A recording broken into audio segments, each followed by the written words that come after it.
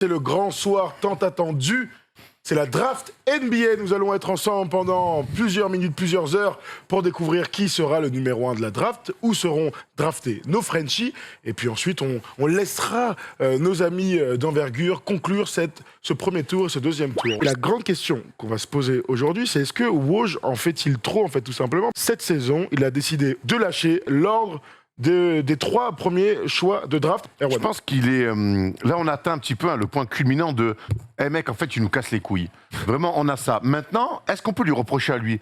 Je pense que... N'oublions pas que Woj est un journaliste. La spécificité d'un très bon journaliste, c'est d'avoir des infos avant tout le monde.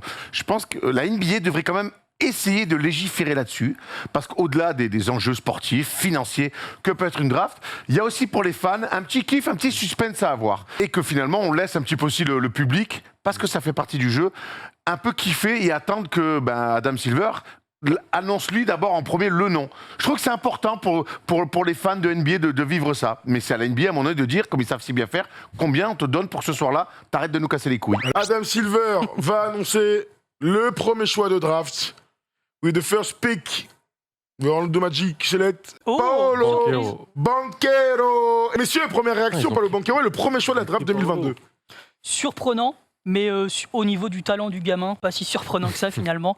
C'est un forward poste 4 qui est footwork exceptionnel, capable de sortir des passes, de faire jouer son équipe. C'est super impressionnant pour un joueur de cette taille, donc il fait 2-10. Ce qui me manque chez lui, c'est un peu de shoot et un peu de défense surtout. Mais ça se bosse, hein. Vaut mieux ça qu'autre chose. Mais autrement, sur le talent pur, c'est un sacré joueur. Premier joueur de Duke depuis Danny Ferry en 89 à faire un match à 20 points et 10 rebonds dans un Final Four. C'est un passeur vraiment incroyable pour sa taille, donc 2,8, 2,15 d'envergure, il fait plus de 110 kilos, c'est un ancien joueur de football américain. Ça se voit, hein. Il y a des parents athlètes. Écoute, je pense qu'ils vont lui faire de la place dans l'effectif, mais qui vont aussi lui faire la place dans le jeu. Voilà, donc il t'arrive dans une équipe où je pense qu'ils vont tout mettre autour de lui, et ça va être intéressant de voir ces jeunes rookies tout de suite mis à contribution, même si je pense que la première ligue, elle n'a pas beaucoup de matchs. Je suis assez surpris, parce qu'en plus, historiquement, le Magic draft beaucoup des joueurs très longs. Ils aiment bien les profils athlétiques, c'est-à-dire Isaac, les joueurs très longs, parce que John Hammond vient de Milwaukee avant, qui avait drafté Jabari Parker, qui avait drafté Giannis. Donc moi, ça pouvait me faire dire qu'ils prendraient Chet. Mais ils ont pris, je pense, ce qui était pour eux le plus gros potentiel. Et pour eux, c'est Banchero, donc... Franchement, ça se tient. Tour de OKC de sélectionner un joueur, Jabari Smith ou Chet Holmgren. Second pick, select Chet Holmgren va donc au Thunder d'OKC, messieurs. Voici le second choix de cette draft. Jabari Smith descend en pick 3, tout simplement. On voyait des visages figés, frustrés, on imagine Jabari Smith et Chet Holmgren. En tout cas, eh bien, un nouveau prospect arrive du côté d'OKC. Voilà ce que je peux dire, messieurs. OKC est très content d'avoir un joueur comme ça. Ça m'étonne. Parce que comme Erwan le rappelait, c'est un gars très grand, c'est un 7-footer de 15, de 30 capable de elite shot blocker. C'est le meilleur, c'est sa carte d'entrée, sa carte de visite pour la NBA. Moi, je pense qu'il est mal perçu chez Tom Holmgren. On le voit comme une licorne. Un joueur qui peut faire pas mal de choses en attaque, c'est un prospect d'abord défensif. C'est-à-dire que la protection de cercle de Chet Holmgren, elle est élite. C'est la deuxième meilleure que j'ai évaluée. Je suis très curieux de voir ce garçon-là jouer avec des adultes.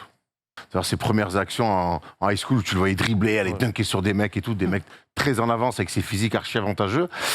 Il a confirmé, on l'a vu avec Team USA, dans ce duel en finale de Coupe du Monde face à Victor. On l'a vu avec Gonzaga plutôt à son avantage, on voit les stats ici. Maintenant, moi, je veux voir le step d'après, c'est les adultes. Et moi, ces 88 kilos, c'est pas anodin. Il en fait pas 95. 88 kilos, c'est-à-dire que même moi, je lui rentre dedans. Je pense qu'il peut jouer dans Intouchable 2, d'entrée. Maintenant, il faut aussi avoir le coffre. Donc, comment ce mec-là va se développer et comment il va se mettre de la viande autour tout en gardant ses qualités. Maintenant, je trouve que OKC, dans leur rêve de construction future, qui est très futur, je trouve que ça marche très bien. Je me demandais pas pourquoi, je trouve que c'est mieux, je le vois mieux atterrir à OKC. Je trouve que c'est plus cool qu'il atterrisse à OKC qu'à Orlando. Ouais. Voilà. On enchaîne avec les Houston Rockets qui draftent tout de suite, on imagine, Jabari Smith qui fait la gueule.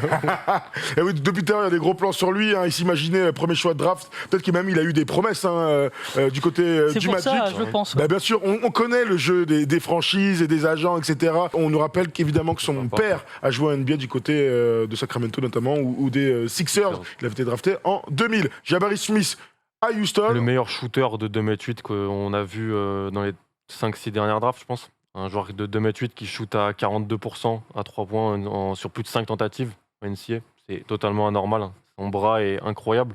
C'est un joueur qui est extrêmement actif, qui a une excellente mentalité. Voilà, comme j'ai dit, que 42% au tir. C'est pas normal pour un joueur de 2m8 d'être à 42% au tir. En étant à 42% à 3 points, c'est parce qu'il va pas trop au cercle. Il est dans les tirs très compliqués. Il les a toujours mis, mais tu peux pas vivre sur des tirs trop compliqués toute ta vie, sur du pull-up à gogo, même s'il est ultra talentueux. Donc il est surtout extrêmement actif, très actif. Donc il se bat, il n'y aura pas de problème pour aller au rebond, mais c'est pas sa qualité principale. 7 prises de moyenne sur l'année. C'est bien. C'est pas mal, ouais. C'est bien si t'as un grand tonton avec toi. Hein. Ouais. Jabari Smith, c'est quoi dans la tête? Est-ce qu'il peut être parmi les leaders de la prochaine équipe des Rockets? Le leader, je sais pas, mais il a un passif avec la famille. On disait le papa a joué en NBA, donc il sait comment ça se passe. Il va pas trop faire de troubles. On a des retours comme quoi c'est un très très gros travailleur, qui est très coachable. Il sait ce qu'il fait, il est très à l'écoute. C'est un gars qui peut switcher sur quasiment tout le monde. C'est un gars qui peut shooter, qui shoot à 42% à 3 points sur plus de 5 tentatives par match cette saison. C'est un gars que le spacing NBA va l'aider pour aller au cercle, pour le pull-up à mi-distance. Ma seule crainte, c'est le niveau de guard play des Rockets. Parce qu'il faut le mettre. Il y a John Wall.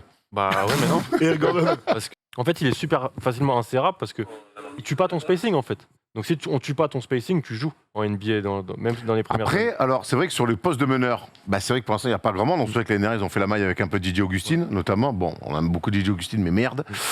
Par contre, Sengun. eh oui, ils vont l'associer à un pivot passeur qui, pour le coup, lui, va être. Offensivement, ça va être super qui lui, par intéressant. exemple, est un mec vraiment plus au sol, proche du panier, avec des petits moves, qui peut générer des aides, et c'est un passeur incroyable. Il y a un peu du Jokic, toute proportion gardée, mais en tout cas, dans le style et dans l'influence. Donc ça peut être intéressant d'association à l'intérieur. Pick 4, Adam défensivement aussi, ça va être Silver est là intéressant pour parce que- les Sacramento Kings, messieurs.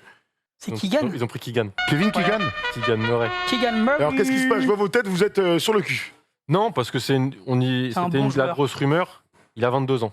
Il a l'âge d'un senior, mais c'est un junior.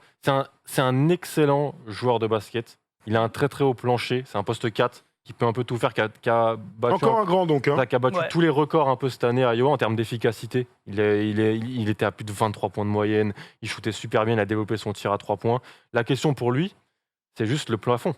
Quel est son plafond? Est-ce qu'on sélectionne un joueur en 4, un joueur qui est sûrement NBA ready, mais qui est un peu fini dans tous les compartiments de son jeu, qui défensivement a peut-être un peu de soucis, mais c'est un joueur qui peut starter au poste 4 en NBA aujourd'hui. On se demande juste la question, c'est jusqu'où il peut aller.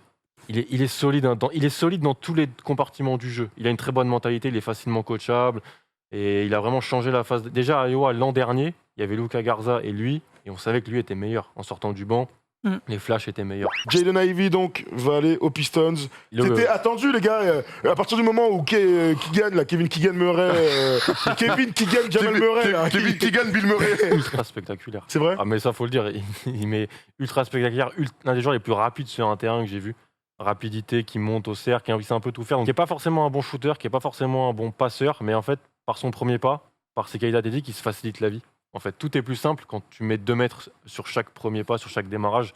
Donc moi, j'y crois énormément parce que c'est un athlète de haut niveau. Messieurs, Indiana Pacers au pupitre pour Adam Silver. Ben Mathurin. Ben Mathurin. Mais c'est un athlète poste 2, très très fort au shoot. C'est vraiment ça sa carte d'entrée en NBA, c'est son tir. Il est 3&D, je vois aussi gros dunker. Hein. Ouais, il est très athlétique. Il va pas trop au cercle, par contre. C'est un peu trompeur de voir ces images-là. Donc, il va pas forcément beaucoup au panier par son dribble. C'est vraiment en plus un catch and shooter. Le catch and shoot est incroyable. Super pur pour son Et âge. prêt pour l'NBA. Donc les Portland Trail Blazers select Shaedon Sharpe. Full potentiel. Voilà. Shaedon Sharpe, ils vont à fond là-dessus. Parlez-nous un peu de ce bon vieux Shadon. C'est un peu l'homme mystère de cette draft parce qu'on a très peu de films sur lui. Difficile en fait de savoir quel type de joueur c'est. La Kentucky, il dit en fait je vais pas jouer parce qu'en gros, dès qu'on a su comme a dit qu'il allait à la Kentucky et qu'il avait son diplôme, qu'il était éligible, les gens ont dit ah ouais il est top 5, rien que sur le potentiel. Donc il s'est dit j'ai pas besoin de jouer. Si je joue et que je me blesse, je vais baisser. Si je joue et que je suis pas bon, je vais baisser. Mais il est drafté sur le potentiel qu'il a montré en workout et qu'il a montré sur la saison AAU et lycée, que sur ça. Et Juan, c'est incroyable cette histoire-là. Moi, je sais qu'il y a du business derrière, que quand tu es drafté aussi haut comme ça. Ça a marché. Le constat, c'est que ça a fonctionné. Derrière, il y a du cash qui tombe. Ça me rappelle un peu Dante Exum, dont on avait très peu d'images à l'époque. Je reste persuadé de manière très naïve, comme souvent, que quand tu as 18 ans, joue au basket, mon gars. Joue au basket, mon gars. Quoi. Les Pelicans de New Orleans Select. C'est les férias de Bayonne, quoi. C'est pas la draft. C'est la chasse, là. Dyson Il a un Daniels, très beau donc. costume. C'est un joueur qui sort de la Ignite, de l'équipe du League Ignite australien. Ah, mais je l'ai vu au All-Star Game, là, lui. Oui, c'est un des 4 qu'ils avaient ramené. Ouais, très très bon défensivement. Moi, c'est ce qui m'a particulièrement plu chez lui, c'est sa défense à un niveau tout autre que la NCA, hein, et cette capacité aussi à un peu initier pour les autres. Et le shoot est venu, pas terrible au shoot les stats, mais il a les flashs et pour moi, il a un très très bon potentiel. Les prochains à drafter, ce sont les San Antonio Spurs qui sont dans toutes les rumeurs de trade. Oh, je l'avais en tête. Cisco. Pardon. Alors lui, il change de coupe à tous les matchs de cheveux. De couleur. Dennis Rodman. Ça va être très sympa. Jérémy Sauchamp. Alors, il y a une faute de frappe, hein, c'est Alain Souchon. Pour moi, il peut être ce qu'était Prime André Iguodala aux Warriors. Ah ouais, un joueur, un beau compliment. Hein. Voilà, un joueur que tu sors pas du terrain parce qu'il est utile. Il passe, il dribble, il shoot, il peut défendre plein de positions. Il est élite dans rien, potentiellement, comme l'a dit Manu. Il fait très Spurs en fait. Il fait très, puis il a un côté européen, donc pourquoi pas. Adam Silver est back in the game pour donner le choix des Wizards de Washington. Et ça se joue maintenant tout de suite.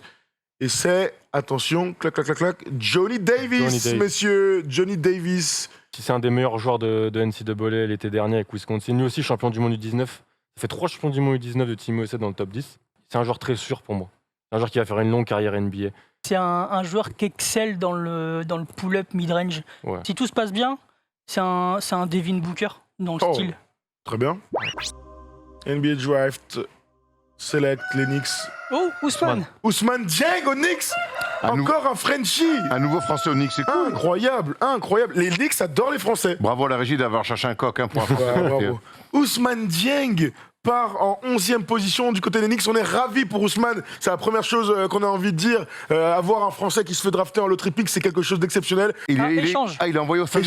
Échange tout de suite. On nous dit en régie, il est échangé à OKC qui avait le pick de draft d'après. Hein. Ouais. Donc, il irait à OKC. Donc un autre Français au OKC. De toute façon, Sam Presti, il est tombé amoureux de la France. Il doit aimer le vin, le mec. C'est un joueur qui a grimpé. Hein. On le disait ces dernières semaines. Est-ce qu'il mérite d'abord cette place? Et puis qu'est-ce qu'on peut espérer l'année prochaine pour lui? C'est un des joueurs les plus jeunes de la draft. C'est un joueur qui a mal commencé parce qu'il était avec l'INSEP, il y a eu les compétitions annulées beaucoup, il n'a pas joué pendant longtemps. Il signe pro là-bas, il arrive, Hugo Besson performe tout de suite et lui un peu moins, donc on dira qu'est-ce qui se passe. Mais en fait, le fait qu'il soit dans un championnat où il n'y a pas de descente, où on peut laisser du temps de jeu aux jeunes, et ben sur la fin d'année, on lui a donné beaucoup de responsabilités. Moi, j'ai beaucoup aimé la progression sur l'année. Au début, il n'est pas à l'aise. Et au fur et à mesure, il prend vraiment confiance. Beaucoup plus de passes, beaucoup plus de tirs. À lui de saisir sa chance. Voilà. En tout cas, des équipes en loterie font confiance à son talent et son potentiel. Par contre, il a été échangé, mais pas contre le pick 12. Non, absolument. Voilà. Absolument, c'est la fois. À le pick 12, là. Ils vont changer quelque chose, peut-être que le 12 va partir autre part. Ouais, je pense. Alors, l'autre info, c'est que les Knicks, du coup, en échangeant ce pick, pour l'instant, n'ont pas de choix du premier tour. Je pense les Knicks, avec ce pick 11 sur cette draft, qu'est-ce que vous voulez qu'ils fassent? Il y a déjà tellement de monde aujourd'hui. En 11, on a vu plein de mecs très bons. Hein. Oui. T'as le droit de bien drafter, c'est toujours pareil. Hein. T'as le droit de trouver un mec qui reste dans ta franchise et qui tape. Merci à toute l'équipe en régie. Vous avez régalé les 3h21 et c'est une nouvelle nuit blanche que vous avez pu vivre sur First Team. Ciao les gars, à très bientôt et on se retrouve tout de suite sur Envergure.